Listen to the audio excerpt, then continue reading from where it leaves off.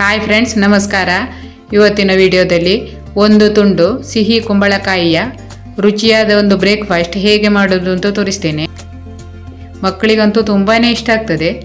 ಮಾಡೋದು ಕೂಡ ತುಂಬಾ ಸುಲಭ ಮತ್ತು ಅಷ್ಟೇ ರುಚಿ ಕೂಡ ಇರ್ತದೆ. ಖಂಡಿತ ನೀವು ಒಂದು ಸಾರಿ ಟ್ರೈ ಮಾಡಿ ನೋಡಿ. ಮತ್ತು ಆರೋಗ್ಯಕ್ಕೂ ಕೂಡ ತುಂಬಾ ಒಳ್ಳೆಯದು ನೋಡಿ. ಸುಲಭದಲ್ಲಿ ಆಗುವ ಒಂದು ಬೆಳಗಿನ ತಿಂಡಿ, ಕೇಕ್ ಥರ ತುಂಬಾ ಚೆನ್ನಾಗಿ ಆಗ್ತದೆ. ವಿಡಿಯೋ ಇಷ್ಟ ಆದರೆ ಒಂದು ಲೈಕ್ ಮಾಡಿ. ಹಾಗೆ ಚಾನೆಲಿಗೆ ಹೊಸಬರಾಗಿದ್ದರೆ ದಯವಿಟ್ಟು ಸಬ್ಸ್ಕ್ರೈಬ್ ಮಾಡಿ. ಇಲ್ಲಿ 2 ಕಪ್ ಆಗುವಷ್ಟು ಅಕ್ಕಿಯನ್ನು ನೆನೆಸಿಟ್ಟಿದ್ದೇನೆ. ಒಂದು 4 ಗಂಟೆ ಅಕ್ಕಿಯನ್ನು ನೆನೆಸಿಡಬೇಕು. ಹಾಗೆ ಒಂದು ತುಂಡು ಸಿಹಿ ಕುಂಬಳಕಾಯಿಯನ್ನು ತಗೊಂಡಿದ್ದೇನೆ ನೋಡಿ. ಇಷ್ಟು ಎಲ್ಲ ಬೇಕಾಗಿರುವುದಿಲ್ಲ. ಕಪ್ ಲೆಕ್ಕದಲ್ಲಿ ಹೇಳೋದಿದ್ರೆ 1.5 ಕಪ್ ತುರಿದ ಸಿಹಿ ಕುಂಬಳಕಾಯಿ ಇದ್ದರೆ ಸಾಕು. ಇದರ ಸಿಪ್ಪೆ ತೆಗೆದು ತುರಿದುಕೊಳ್ಬೇಕು.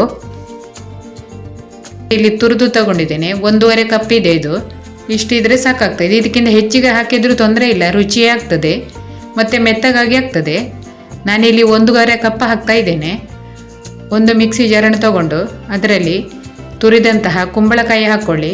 1.5 ಕಪ್ ತುರಿದ ಕುಂಬಳಕಾಯಿಯನ್ನು ಹಾಕಿದ್ದೇನೆ, ಸಿಹಿ ಕುಂಬಳಕಾಯಿ.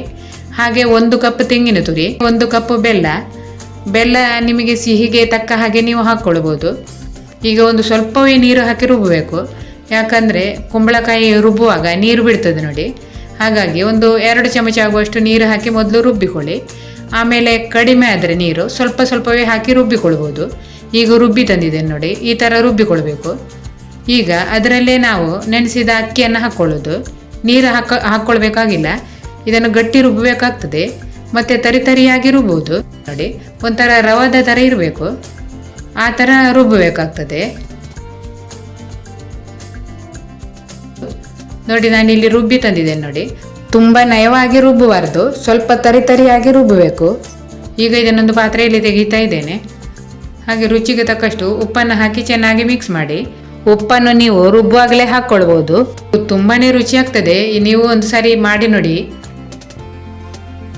ಈಗ ಇದಕ್ಕೆ 1 ಚಮಚ ಏಲಕ್ಕಿ ಪುಡಿಯನ್ನು ಹಾಕ್ತಾ ಇದ್ದೇನೆ. ಏಲಕ್ಕಿ ಪುಡಿ ಹಾಕಿ ಚೆನ್ನಾಗಿ ಮಿಕ್ಸ್ ಮಾಡಿಕೊಳ್ಳುವ.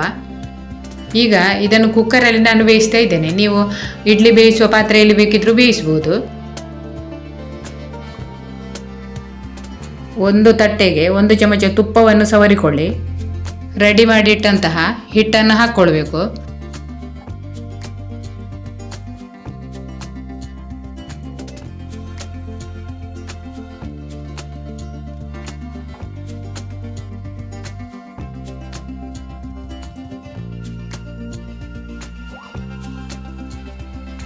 ಒಂದು ಕುಕ್ಕರನ್ನು ತಗೊಂಡು ಅದರಲ್ಲಿ ನೀರನ್ನು ಹಾಕ್ಕೊಳ್ಳಿ. ಹಾಗೆ ಅದರಲ್ಲೊಂದು ಸ್ಟ್ಯಾಂಡ್ ಇಟ್ಕೊಳ್ಳಿ. ಈಗ ಇದನ್ನು ಬಿಸಿ ಮಾಡಲಿಕ್ಕೆ ಇಡಬೇಕು. ಈಗ ಈ ಡಬ್ಬವನ್ನು ಕುಕ್ಕರ್ ಒಳಗೆ ಇಡ್ತೇನೆ. ಕುಕ್ಕರ್ ಮುಚ್ಚಳಕ್ಕೆ ಬೆಲ್ಟನ್ನು ಹಾಕ್ಕೊಳ್ಬೇಕು. ಮತ್ತು ಈ ವೆಯ್ಟ್ ಉಂಟು ನೋಡಿ, ಅದನ್ನು ತೆಗಿಬೇಕು. ವೆಯ್ಟ್ ಹಾಕಲಿಕ್ಕಿಲ್ಲ, ಅದನ್ನು ತೆಗೆದು ಒಂದು ಸಣ್ಣ ಸ್ಟೀಲ್ ಲೋಟವನ್ನು ಮುಚ್ಚಬೇಕು. ಹೀಗೆ ಮುಚ್ಚಿ ಕುಕ್ಕರನ್ನು ಮುಚ್ಚಳ ಮುಚ್ಚಿ ನೋಡಿ. ಒಂದು 20 ನಿಮಿಷ ಬೇಯಿಸಿದರೆ ಸಾಕು. 20 ನಿಮಿಷ ಆಗಿದೆ.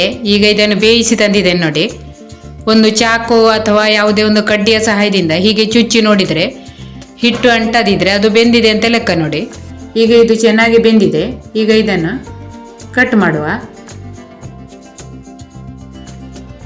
ನೋಡಿ ಎಷ್ಟು ಚೆನ್ನಾಗಿ ಆಗಿದೆ ನೋಡಿ.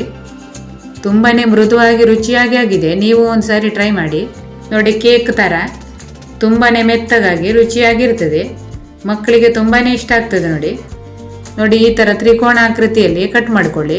ಬಾಯಲ್ಲಿಟ್ಟರೆ ಕರಗಿ ಹೋಗುವಷ್ಟು ಮೆತ್ತಗಾಗಿ ಆಗಿದೆ. ತುಂಬಾ ರುಚಿಯಾಗಿ ಚೆನ್ನಾಗಿ ಆಗಿದೆ. ನೀವು ಒಂದು ಸಾರಿ ಟ್ರೈ ಮಾಡಿ ನೋಡಿ. ಹಾಗೆ ಹೇಗೆ ಆಗಿತ್ತು ಅಂತ ಹೇಳಿ ಕಮೆಂಟ್ ಮಾಡಿ ತಿಳಿಸಿ. ವಿಡಿಯೋ ಇಷ್ಟ ಆದರೆ ಲೈಕ್ ಮಾಡಿ. ಹಾಗೆ ಚಾನೆಲಿಗೆ ಹೊಸಬರಾಗಿದ್ದರೆ ದಯವಿಟ್ಟು ಸಬ್ಸ್ಕ್ರೈಬ್ ಮಾಡಿ. ಮುಂದಿನ ವಿಡಿಯೋದಲ್ಲಿ ಸಿಗೋಣ. ವಿಡಿಯೋ ವೀಕ್ಷಿಸುವ ಎಲ್ಲರಿಗೂ ಧನ್ಯವಾದಗಳು.